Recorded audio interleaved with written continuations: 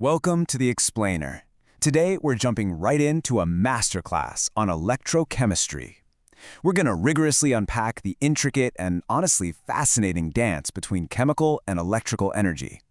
We'll be mapping out exactly how these invisible forces shape literally everything in our modern world.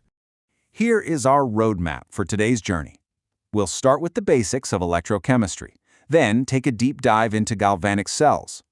After that, we'll hit the math behind standard cell potential, check out Faraday's laws of electrolysis, examine everyday primary and secondary batteries, and finally, wrap things up with fuel cells and corrosion. All right, let's kick things off with Section 1, the basics of electrochemistry. Okay, so looking at this definition, electrochemistry is fundamentally a two-way street. On one hand, you have the study of producing electricity from spontaneous chemical reactions. Basically, the chemicals naturally react and release energy that we can just capture. But on the exact opposite side, it's the use of electrical energy to force non-spontaneous chemical transformations, meaning we actively pump electricity into a system to make chemicals react in a way they naturally wouldn't. It's push and pull. Now, you might be wondering, why does this matter so much? Well, this two-way street is the engine of modern life. For starters, we rely on it to produce essential materials like metals, sodium hydroxide, and halogens. Obviously, it powers the batteries and fuel cells in our devices. But looking forward, it's absolutely crucial for creating energy-efficient, eco-friendly technologies. And honestly, perhaps most fascinating of all, it literally drives the electrochemical sensory signals in the human brain. The very fact that you can process my words right now is thanks to electrochemical reactions. Moving right along to Section 2, let's take a deep dive into galvanic cells. Take a look at the Daniell cell right here. This perfectly visualizes that first half of our definition.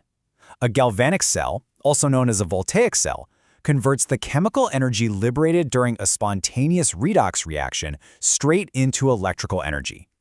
It takes the Gibbs energy, the available energy of this spontaneous redox reaction, and converts it into electrical work. And that is what we use to run a motor, a heater, or really any electrical gadget you own. Now, let's break down exactly how we control these cells by applying an external voltage. In the standard Daniell cell, the natural electrical potential is 1.1 volts. Notice how applying an external opposing voltage changes the whole shebang. If the external voltage is less than 1.1 volts, the cell operates naturally as a galvanic cell. Electrons flow from zinc to copper, the zinc dissolves, and copper deposits. But if we apply exactly 1.1 volts, we hit a total stalemate. The current hits zero, and the chemical action completely stops. It's inactive. Finally, if we push that external voltage past 1.1 volts, we actually reverse the entire flow. Electrons now go from copper back to zinc deposits, and copper dissolves. It has now become an electrolytic cell, forcing a non-spontaneous reaction.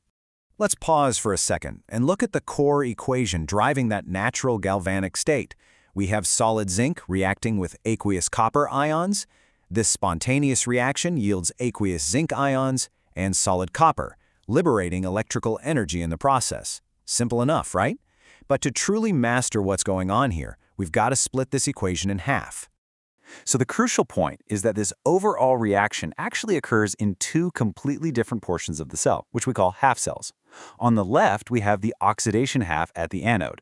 Here, the solid zinc loses 2 electrons to become a zinc ion. The metal atoms leave behind those electrons, trying to make the electrode negatively charged.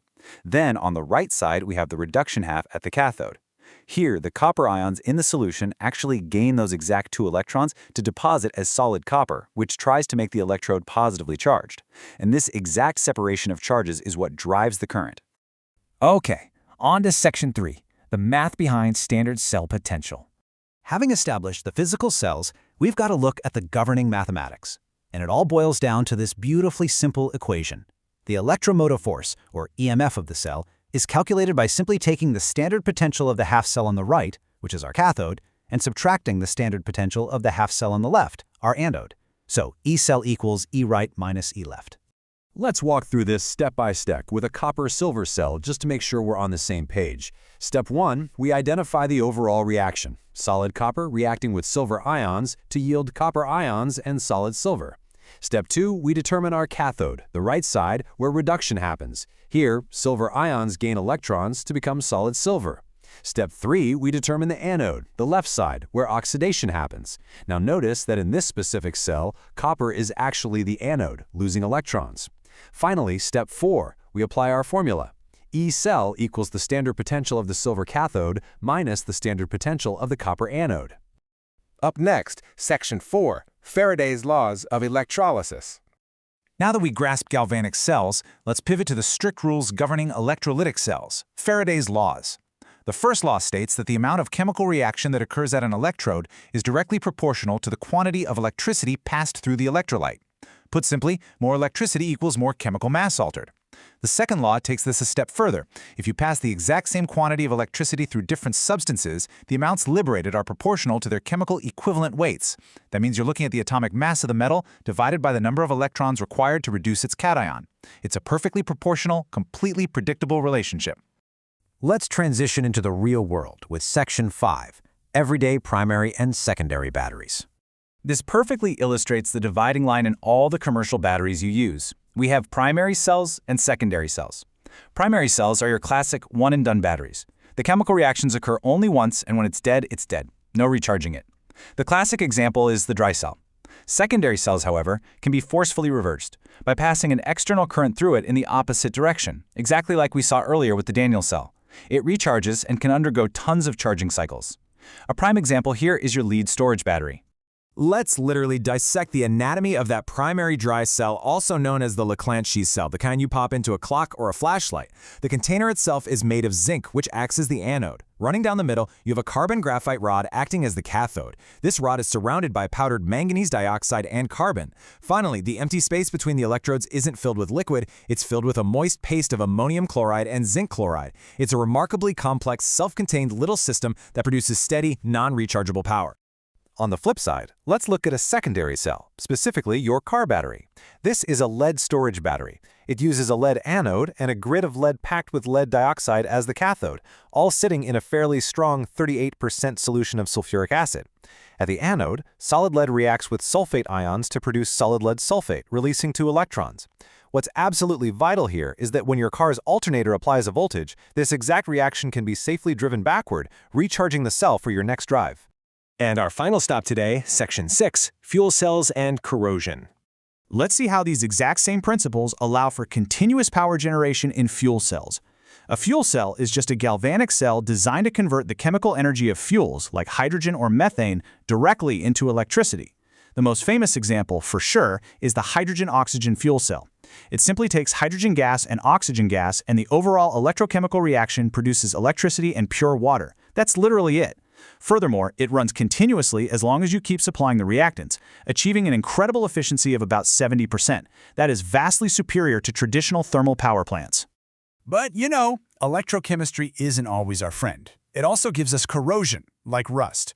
Let's trace every step of this destructive electrochemical cell. Step 1. Oxidation happens at a particular spot on an iron object. That spot literally acts as an anode, where iron loses electrons.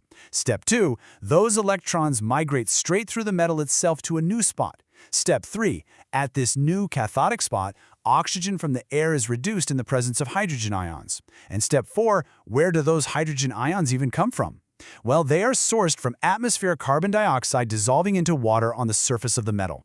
So really, it's just a tiny destructive battery eating away at our bridges and cars.